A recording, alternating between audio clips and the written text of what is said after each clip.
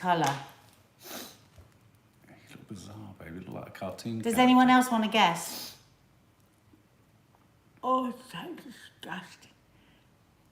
Does anyone else want to guess? I'm giving you a clue. What? A few of you got it right. We're trying to guess over on Instagram, and a few have got it right. But I didn't shout you out because I wanted to ask people over here on YouTube. Joy Manning says it's a cold, foggy morning in France. I want to be in France. Je suis le banane. Je voudrais Je suis le croissant et le café au lait. Je suis le dans football le stade. café. Je voudrais une batterie croissant dans le café. Oh. Or a buttery, like a French croissant, when you go like that and you just see layers and layers of pastry and butter. Je voudrais un saucisson de butter.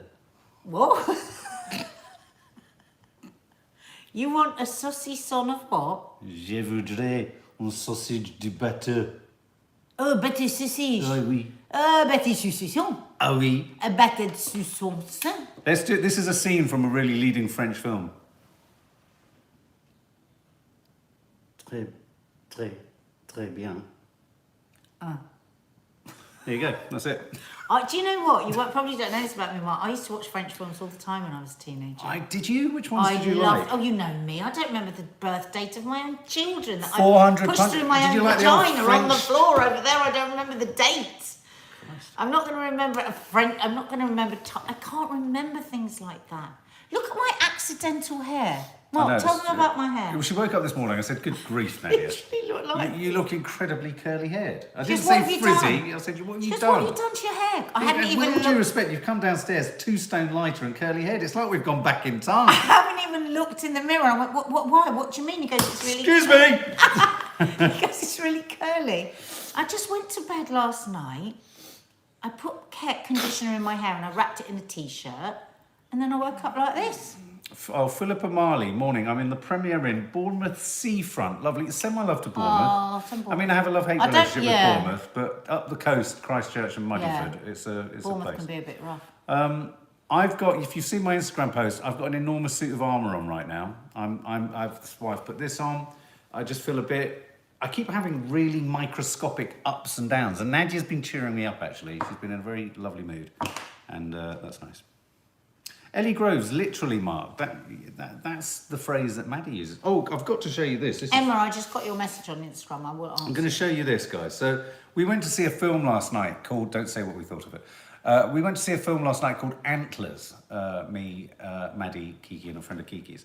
And it was a preview, premiere type situation. And they had this camera there where you were supposed to have a photograph of you taken. Do you remember at Millie Bobby Brown's party? We all stood in front of that thing and you had those Oh, that's a parties? name drop. Yeah, no. Well, I just Do you remember at Millie Bobby Brown's party? Yeah, No, I no, remember being at Millie Bobby Brown's. Well, I said the same thing to Maddie. Like, do you remember? It's like those kind of cameras. Yeah. Anyway, the classic, isn't it? Classic dad. I'm standing there going, come on, let's go and use the camera. All the kids too cool for school, sitting there. Johnny's like, yeah, all right, yeah, I'll do it. And he didn't really want to. I thought, no, I can't ask the guests to come. I said, Maddie, come with me. She's like, oh. Anyway, so we go over to the camera. You're supposed to stand there and be petrified by the monster that's coming from your left. So the cameraman said, please look scared.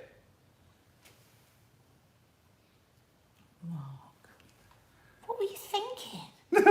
Maddie's done it brilliantly. Maddie's given it everything, and I turned my head back. No, you do look a bit. You look turned to stone with terror. The guy who took the photo said, "You look more scared than anyone in the film." So I had another. Maddie's brilliant. So and Maddie Maddie's just couldn't so get over it. good. So then I had a proper go at it. Look at Maddie. Maddie's brilliant. I love the way she throws herself into things. She's genuinely batshit I love scared. her so much. Yeah, there you go. So that was our night last night, and we were reacting to a strange antlered creature. So there we go. Starred Jesse Plemons, review coming this week. It's out on Friday. Caesar, thank you for your message earlier. Thank you. I will reply. Emma, I think I've replied, and Nadia's Did anyone notice Hope you're all right. Has anyone worked out why my tongue is the colour it is? As I said earlier, you've been licking the devil's anus. Nope. No, okay. Has anyone guessed? Should apologise for anyone who's here for the first time. Elsa Things Pop. like that suddenly pop out. Elsa Pop today. Thank you. Elsa saying I look 10 years younger. You know what? It's She does. Because today, yes, Joanne Connolly. What is Disclosure going on? tablets. Have you gone somewhere and done something? But the problem, it's the 16/8. But everything about you is different. Well, it's because my hair was curly by accident this morning, and I've got a pink tongue. It's almost like you're like a plastic I've action lost figure. weight. No, you're like an action figure. Look, guys, that's I'll just large. show people on Instagram. Look. Waist is back. It's good, isn't it? And I'm eating what I want. I mean, I have to say, guys, it's worked for me. I haven't been able to work out for 3 or 4 days. I'm going into a big body dysmorphic tailspin. I love the way he does it. I'm going into a big body. Well, no, because I think a tailspin is such a great description of a plane coming down. So that's what I'd go into. I got a text at midnight last night going, I've got to work out in the morning. I'm in dysmorphia hell. I mean, it's a proper thing. It's not like a joke. I'm not using it like people. Do you remember when I did the green-fingered hell and put bipolar in the title? And a huge bunch of people claiming to be concerned, we know who they are, started to say you can't use... Yeah, oh, no. I'm just concerned about Nanny Di. What, being in the garden with a bipolar person? Yeah, some of these were... What were they concerned? Because they're never concerned, babe. No, but what were they pretending they were? Pretending they were concerned about Nanny Di in the garden, me being a little bit brisk with her. Whereas what I did show you, actually, in the vlog, the AXA vlog, was how she can absolutely be. Cheeky little mare. Aren't you, Mum? No, what was the point I was going to make? No, dysmorphia isn't a lot. I'm not using dysmorphia in that sort of way that some people can throw the term OCD around. I have dysmorphia. They've adjusted my drugs because of my dysmorphia. So there you go. But I'm in a tailspin. Every day he looks in the mirror and says he's the ugliest thing that he knows. But look, it is working. You've lost loads of weight. It is working. 16/8. 16/8, never late. All right, mate, how's it going? Lean little figure, lean little boy, leany. Simply Life, I've been doing 16/8 continuously now. How many films have we got up on here, videos? I think you're about to do number 5. 5, and I did it... No, number 6. Number 6. And I was doing it 2 weeks before I thought, do you know what, I'm going to do videos for this, for the guys. Because what I love about this, nobody makes any bloody money out of it. You don't have to buy a book, you don't have to buy any shapes, you don't have to buy anything. It's just completely... It's all about you. It's all about you. I really, really want to this week film some recipes for people to do on it. Have you ever met Alec? So was doing it 2 weeks before that, so I've been doing it 8 weeks. Yeah, she has. Religiously. And I got into a pair of jeans last week that I haven't got into for ages. Even these used to be tight. I mean, these were getting uncomfortable, Mark. Well, and now they're like... What do they call it when you get a thingy? What? Well, when you get a what? Thing is, I've just got when to start, things are a bit tight and you get I've just got to start doing weights and stuff. You do? Fucking be arsed. Oh, it's such good fun when you get going. Because if I do weights, because of my knees and my feet and everything, because of cardio, running, all of that is difficult. Weights will give you cardio. Yeah. It's really weird. The only way I've managed to, because I got to an optimum point of Joe Wick's peakness, and I just couldn't shift the lard around my love handles. And the only thing that's burnt into it is being religious about the 16/8. Now, the reason my dysmorphia's kicked in is I've probably slipped for the last 2-3 days. I've lapsed because I've been ill, because I've felt shit, because I've been miserable. And so I've got to get back on it. And so last night I didn't eat past a certain point, and this morning I woke up hungry, and there's nothing as good as hungry feels in the morning. What's the phrase? I wake up absolutely starving. Is this interesting to anyone? You're sitting here bleating on about nonsense. I was just thinking exactly the I'm same so thing. sorry. I was thinking, imagine if somebody's come Rachel Mason, Camel's Foot, that's it. I was just thinking that. I was thinking, imagine if this is the first time somebody's come to Coffee Moaning, they would go, what the fuck are these people doing? Who are these people? And what the hell are they interesting talking than GMB about? sometimes, I tell you that for nothing. God, have you watched it recently? Fucking, I could say that because I don't mind. Stop. Got my armour on. Camel toe. Thanks, Leslie Sargent. Everyone's reminding me that it's camel toe when things are tight. When I first heard that phrase, being the innocent little boy that I felt really insulted for the person it was first used to describe you, because it's always used about people who are unaware. Are we talking about people's vaginas? No, I'm talking about people who use the word camel. I think it's about people's vaginas. Yeah, but I lost the whole middle of the story. Why do you keep saying camels? Well, because you were talking about when your things were tight, and I said, yeah, because you would get one of those. Why did you have to say that? I then? didn't, they did. Oh. And they filled in the Well, blanks. let's just stop. You filled in the blanks. That's why you're here. So you can say the things I'm too afraid to say. Jenny Cox, a disclosing tablet is something that you chew and it shows up all the flack on your teeth. So then you brush your teeth extra hard until it's white. And then, Well done, Caroline Ibbotson. And then, yeah, you know you've got all the plaque off. Caesar It tastes said- disgusting. And the problem is I can't put my bloody brace Invisalign back in now because I'm going to turn pink. Caesar says a camel foot is better than a moose knuckle. That is brilliant. A moose knuckle. Is that what it's called for a man? Is that what you call it in America? Oh, For a man, a oh, moose no. knuckle. Oh, that's very A moose good. knuckle. I get frightened when I see a moose Carol knuckle. L says Richard Madeley's on GMTV now. Thank God you're on. Anybody that thinks a moose, right, to men now, anyone that thinks a moose knuckle has any, Why is it so funny you saying it? Say it. Any man with a... You've got to say it in context. Say it again. any man who thinks that showing his moose knuckle is going to further any of his endeavours in his day in any way I whatsoever. don't think they think that. I think it's an inadvertent you byproduct. might get attention, but it's not the attention you want. No. We don't want to see it. Jenny Scam. Bit early for this smut. We like to start you as we mean to go on. Elsa Pop, I love GMB when Richard Madeley's on. It reminds me of when I used to be off at school. Oh, Richard and Judy. Do you know the thing about watching This Richard morning. on telly is what I love about, and you know Lisa does his makeup. He's so lovely. Is he? He's just jolly. Is He's he? always Yeah, he's in always a good jolly. mood. Oh, I wish I was in. And you just feel on the edge of your nerves because you just think, what the hell is he What about dad to phrase say? is he going to say next? I always found him a bit... I mean, I remember when I was in Diggs in university, that's how long ago it was when This Morning started. And as students, we'd watch Friends, we'd watch Neighbours, we'd watch This Morning. We'd have that on. I always thought he was a bit of a bully with Judy every now and then. I thought he was... Not like... No, Judy is always No, in is she control. in control? yeah. I always find lots him- of you asking what 16.8 is. Of course you are, because we've whittled on about it. We haven't explained anything. There are... Where would they find the videos? Just going to go and get a coffee. Where would they find the videos, Mark? On the channel, babe. But whereabouts? On the channel. What playlist? On the channel. Wellness and health. Well, playlist doesn't help. Just put in intermittent Nadia Sawalha. Intermittent Nadiswala or 16.8 Nadiswala, that's me. And there's 5 videos up there. How's it going for your dad, Zoe? Is he doing it? Is he sticking to it? Is he struggling a bit with it? Let me know. Just walking home from garage, listening to you guys. Garage? Is that a club? A garage. Oh, a garage. Oh, walking home from a garage. Why would you car? Why are you walking home from the garage, Clodagh? I'm fascinated by it. Because you don't drive, you don't go to garages. No, but you don't walk back from them, do you? We do if you've got no You petrol. put petrol in them and then you... What am I going to do about these disclosing tablets? How can... Because I can... Right. My Invisalign is working really well and my teeth are straightening up. Cannot believe it. They're literally...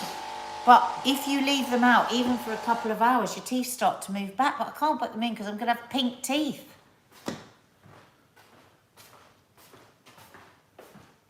Anyone got any ideas on how I can get this dye out of my tongue? I need to brush it off. Oh, Go and God. do it, it's I wonder if disgusting. bicarbonate of soda. Do you remember, I was asking Nads, do you remember those things? They were like gum shields for boxers. They put all that weird gel in. They'd stick it into your top teeth and your bottom teeth. And this was in the 70s. And I remember the dentist saying to me, this will mean your teeth will never rot. Yeah. I mean, I definitively. have that fluoride. But then did you get to the Disgusting. the sort of 20s, the 2000s and think, what the hell was in that they put in our Brush mouths? it with Could be toothpaste. lead. Thanks, Deborah. Mouthwash and toothbrush. You could believe they used to put lead, was it I lead? have to brush it with toothpaste. No, mercury. When you think about it, mercury fillings, they put that sort of poison so close in the head. Teeth, I tell you never what. brush my tongue. Do you brush your tongue? Yeah, all the time. The history of dentistry is quite a fascinating thing. It really is. The history of teeth is quite. Oh, hang on. It is a club. Tim Reed says Oh. it's a club. Garage. Oh, sorry. Oh, the garage is a club. Oh, sorry, Tim. I thought you'd been to the garage. No, but it wasn't Tim. Oh. The garage is a club in. Yeah. Garage music. But it's not Tim who's just walked back from the garage. Fucking hell, I'm confused. Who was it that just walked back from the garage? Tim, I'm going to be posting your rather wondrous gift that is on Tim, who's sent me my chip. I'm going to be posting about that on my sober Tim, birthday. Mark cried when he got that chip. I'm not exaggerating. Yeah. So, yeah. Or was it Cloda? Cloda walked back from the garage. A garage? What are we talking about? Cloda was dropping her car off, says Leah. How do we... So, Cloda, we may as well stick with this. What's wrong with your car, sweetheart? What? Oh, maybe she was having a service. I need a service. I need a really good service. Zoe, Dad is doing well on 16.8. He wants to message you to thank you, so he will send it to me to pass on to you. Bless him. Is he watching the films? I'm going to do a film this week with some recipes. Sarah Fox, it's like you two are talking different languages this morning with us as your thesaurus. It's very true. With our mediating. In fact, what we thesaurus. need in many sort of meetings, social situations and scenarios that happen, we need you in our ear telling us the right words to say. Yeah. Now, I've got a thought here. I put on the community tab, I asked all of the members to, and I think everyone, members and subs, to make suggestions for Vlogmas, what they'd like us to do. And there's all manner of suggestions. And I think what we're going to do is quite soon, we're going to read through some of them, just because it's fun. Some of them are really funny. We'll just read through them as a kind of little live together. But I thought that was a child speaking, did you? But hang on a minute. We've got new information coming in about Cloda. Oh, from please, Uncle. yeah, no, The car's being fixed. The car's been fixed. Thank you. So why are you walking back? Why did you She's drive left the car back? there to be fixed, you idiot. Oh, I thought it'd been fixed. Oh my God, I can't believe that caused more confusion. Well, because you said the car's been fixed. But you said being fixed. Being fixed. Right, Carol. You're so blasé, aren't you? Blasé. You're so Bullshit. blasé. You can tell we're feeling a bit better from our cold. Yeah, just not in our soul. Well, not in my soul. No, what I was going to say was I think there's something fun to be said. What do you think of this, guys? There's a book by Luke Reinhardt called The Dice Man. And it's a book about a man who makes all of his decisions based on the roll of the dice. You've heard us talk about it so many times you must be bored, but there used to be a show that we did called You Call the Shots, which basically meant viewers of a travel show on the BBC called the shots. So what I'm going to do is I'm thinking of introducing into Vlogmas a little bit this year somewhere, you having the choice to tell us what we do in certain scenarios. Yeah, we thought that'd be So fun. we thought it might be fun for you. I don't know if you ever remember those, Caesar, you might remember the fantasy books where you go, we did it with Kiki for a while, you go to page 4, turn left, go right, go to page 3, you go to different pages based on the choices you make. You're going to control us. We're going to be like your radio-controlled Muppets. Yeah. Okay? It's going to be fun. Can you write down Ali P so we can sing Ali P? Caesar, Happy precisely. birthday. Pick your own adventure. We're going to be your A bit your like Squid role-playing Game, says characters. Julia Cornell. No, not like Squid Game. Oh, That could God, be- I love that show. Yeah, we've got to review that. Well, I'll keep saying yes whenever Yeah, you want. right, okay. No, Well, hang just- on a minute. No, I'm joking. Calm down. Call the dogs off. Hang on! Suddenly Sarah we're Jane, we're having a EastEnders. Halloween party at 2 today. I have food to make, decks to put up, and 3 people to transform with makeup into Freddy Krueger, Sexy Witch, and Pennywise. Better get on. Oh, have a lovely time, Sarah I Jane. once went to a party. It was very strange where there was Freddy Krueger, a Sexy Witch, and Pennywise. Yeah, they're all doing weird things. Do you want to tell them what you're doing for the Sunday show? Yeah, for the No Name Sunday show this week, I'm doing you Halloween recipes. These are recipes that I made up years ago. I used to have a column in the Mirror, and they're really good, so we're going to do them. Check out her column in the Mirror, because I took the photos and she did the food. They're rather beautiful. Sorry I'm late. Alison Fisher, get to Or the back. don't give the Mirror the traffic. That's Thank true, you yeah, very don't much. go Come and to see me. it. Can I just say, Alison Fisher, step outside. Stand outside the room. Late? Again, Alison Fisher. Have you got a note from your mum? Right, come on, because we've got to go at dead on half an hour, so we need to do what we were talking about. Okay, well, What we came here for. The Alec tragedy of the Alec Baldwin shooting. Lots and lots of obviously information is bleeding out from this story. The assistant director who handed Alec Baldwin the loaded gun with which he accidentally shot a cinematographer had, by all accounts, been sacked from a 2019 film for a similar firearm incident. Good God. Well, but presumably nobody was killed. Now, He gave a gun to somebody. No one was killed. But one of the problems I've got with this whole story, actually, is it's terrible. We need to get to the bottom of it. It needs to be targeted and it needs to be sorted and all this kind of stuff. But I've been quite surprised by the extent to which individual names have been bandied around in the press. There must be huge stress for whoever is responsible. No one will have wanted to kill someone. Nobody will have.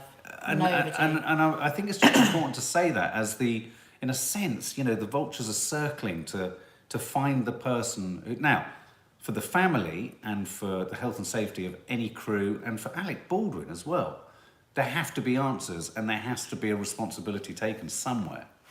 But this gun did go off and it did injure a member of the crew. No, I know, but we're at that point where there are many levels of responsibility. It's not, is it simply the man who handed the gun? Is it simply the armourer? Was it simply, here's another incidental detail about the whole thing. Apparently members of the crew were using the prop guns for target practice on and off the set. Yeah. And so you could be in a situation that whilst the barrels should have been checked at all times, could there have been a set of circumstances where they were thought to be cleared, thought to be checked, housed, secured away, but were then used by someone else? We don't know. You know, the story of the film is about a boy who accidentally shoots a man dead and is on the run. I can't believe that. I can't believe that. That's what the film Rust is about. One of the other issues was that apparently Alec Baldwin's stunt double had a similar situation where the gun fired live ammunition when it shouldn't have done twice. By all accounts, twice. Gross negligence somewhere. Gross negligence somewhere. And there was a But I don't think anyone should ever go to jail for gross negligence. Well, you are in your own private hell for the rest of your life. Yeah, I really hope that whoever was responsible for this wouldn't be sent to jail because, like you say, well, we don't know yet. We don't know yet. Well, we don't know. There could have been a murder. Yeah, we unless don't there know. was any, we don't know obviously, anything. any malicious intent. With malicious intent. But if somebody has made a terrible mistake because they're not good at their job, their punishment is going to be... Yeah, the director, Sousa, who was obviously lucky to survive the impact to his shoulder, to his own body, was looking over Helena Hutchins' shoulder when he said, and he describes hearing a whip and then a loud pop, which is the kind of almost artificial sound of a gun. And then Russell Reed, the camera assistant, described seeing Hutchins grab at her chest, fall back in pain, and I think the final thing she said was, "I can't feel my legs." So she very quickly had obviously had it just incapacitated. Where did it go through? Did it hit her in the chest? Chest, yeah. Oh. And as you were saying the other day, not long before the incident, other camera crew members of the crew had walked off. They hired another. They came in to say we're going to strike, and they said go, leave. And listen, we've already brought ununionized people in. Making a movie is really, really expensive. And if you can't afford to do it properly, you shouldn't do it. And not just, even when you're making the shorts that we make, you have to have so many insurance stipulations, hazard assessments, protocols and everything in place. It's not just a case of chucking a camera up and pointing it and filming it. But also, do you remember when I was filming actually for that You Call the Shots? There are many situations when you have to get rid of crew. This crew walked out and they had to employ a new one. Do you remember when I had to fire that cameraman in Madrid?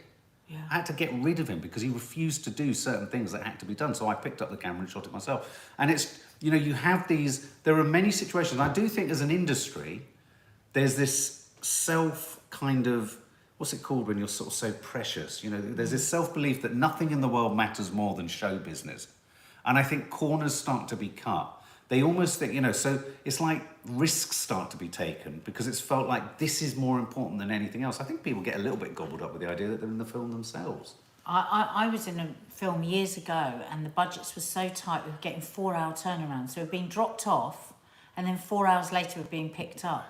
Mistakes are made when people are exhausted. And by all accounts, allegedly, people were having to drive an hour and a half back to their hotels after 12, 14-hour days. People were exhausted.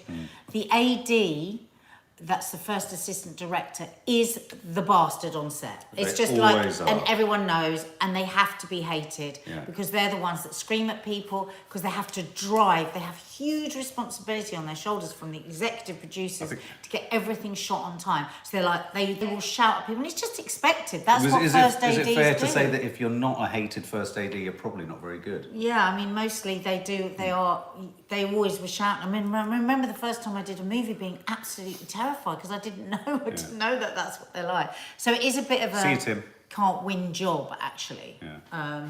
But people are asking, Zoe's just asking, I can't believe there are any real firearms on set. I No, mean, there are. I was yeah, listening the other day to a armourer, movie armourer, and Sheila Fogarty was saying exactly the same thing. She said, but surely with CGI, and he said, no, there is always a point where you need a real bullet. Every film that uses firearms will at some point use a real bullet because you just cannot create that same thing. But there is an argument, and I have to confess, there is And so she said, there's do you think so now much, there will be? Yeah. Do you think there'll be a ban? He said, no, I absolutely don't. There's been accidents before, and you can't take it out of the... Yeah, I mean, there are some instances where you need impact shots and stuff like that, where, you know, you don't have the budget, say, to do the little kind of explosive. You know, when you watch something like Mission Impossible or James Bond, they have lots of mini little explosives set around the set so that they go off and they're not shooting anything. But there are some situations where you do have But the other thing is, about Alec Baldwin being a campaigner against guns. Yeah. And then he shot this incredibly talented young woman, oh my God, who he would have had such a close relationship with, because you do, with the DOP, you know. Yeah. The DOP is kind, director of photography, is kind, and oh my God, all the DOPs I ever worked with, oh my God, they were just so lovely.